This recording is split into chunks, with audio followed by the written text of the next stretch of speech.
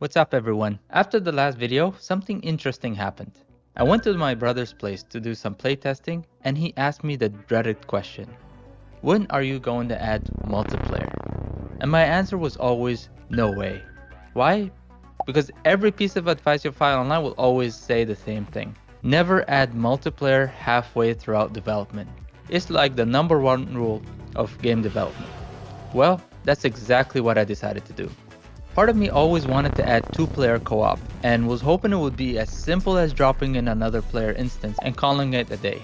But as we all know, it's never as easy as that.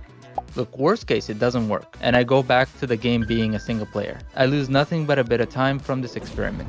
But if it works, I'm one step closer to creating my dream game. Even though we broke many rules, there is one rule I never want to break, and that's creating multiple backups. Just in case my code breaks and I need to pivot back to being a single player game. Anyway, in the back of my head, if I already have a player 1 controls and logic, creating a second player with the same logic should work the same way. Player 1 gets keyboard and mouse, and player 2 can get the gamepad.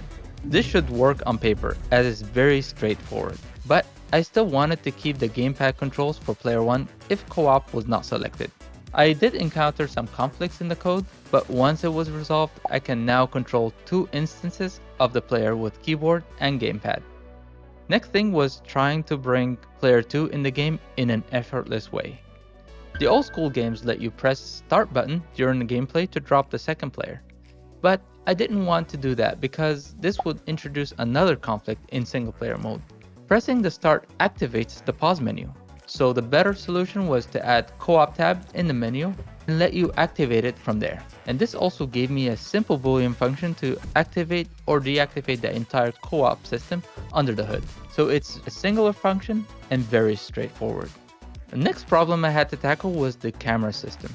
My original code was hardwired to follow player 1 no matter what, which doesn't make sense when adding a second player. So I went back and reworked the system. I added the statement to check if player 2 is present, and if it doesn't exist, then keep following player 1. If it does, then make it more forgiving for both players. That way it feels natural for everyone playing the game. Now that we have these taken care of, I felt very optimistic. Now the player can spawn and move around cooperatively. Next was integrating player 2 in the main loop, and I wanted to start with the main weapon system.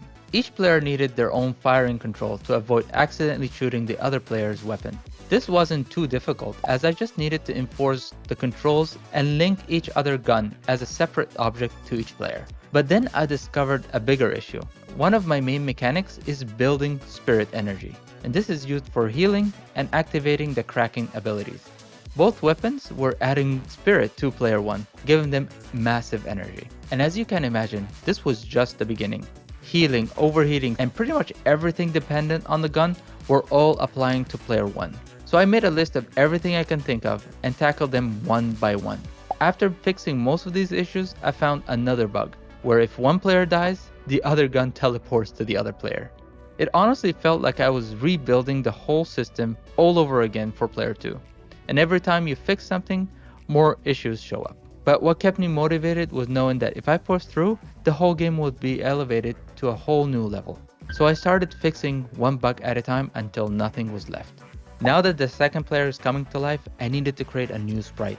And if you played the demo, you might have seen this first iteration of it. So I took my previous work and updated the animation to give the character a little bit more depth.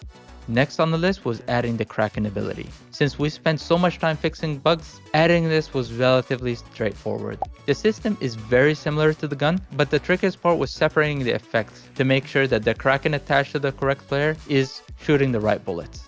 Lastly, I wanted to add a bit of style and game juice, so I opened a sprite and started working on a new animation. My idea was every time you activate co-op, you get this prompt on the screen that shows you co-op is activated. I grew up playing lots and lots of co-op games and I really wanted to celebrate adding this feature to Duck Norris Tales. Now check this out.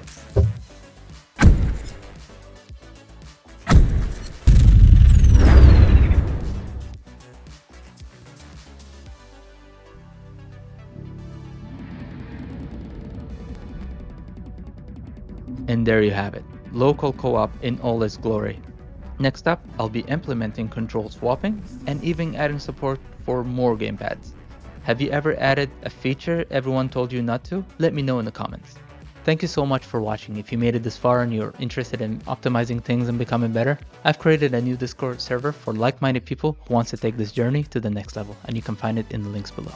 If you enjoyed this video, please leave it a like and a comment. It will really help me with the algorithm and help the channel grow. If you enjoyed this video, you'll enjoy this video as well. Thank you so much, and remember, just take it one day at a time, and I'll see you in the next video.